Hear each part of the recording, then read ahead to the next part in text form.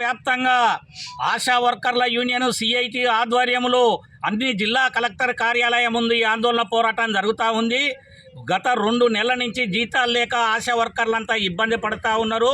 మొదటి నెల జీతం రానప్పుడే కలెక్టర్లకు, డిఎంహెచ్ఓకు, తర్వాత ఆశా కమిషనరేట్లో కూడా తెలియజేయటం అనేది జరిగింది.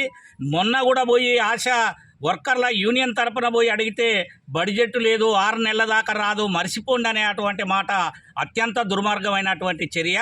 ఈ పెండింగ్లో ఉన్నటువంటి 2 నెలల జీతాన్ని తక్షణమే చెల్లించాలని చెప్పి విజ్ఞప్తి చేస్తూ ఉన్నాం. అదేవిధంగా మార్పులో భాగంగా ఆశా వర్కర్లంతా ఓట్లేసి కాంగ్రెస్ గవర్నమెంట్ను గెలిపిస్తే ఆ ఓట్లకు ముందు చెప్పినటువంటి మాట ఆశా వర్కర్లకు, అంగన్వాడీలకు 18,000 రూపాయల జీతం ఇస్తామని చెప్పి ప్రభుత్వం అన్నది.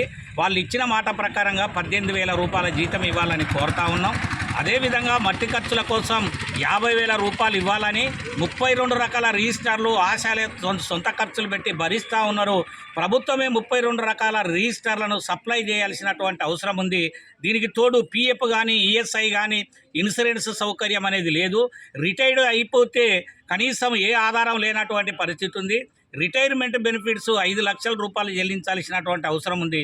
ఇట్లాంటి డిమాండ్ల మీద ఈరోజు న్యాయంగా జయశంకర్ భూపాలపల్లి జిల్లా కలెక్టర్ కార్యాలయం ముందు ఈ ఆందోళన చేస్తూ ఉన్నాం.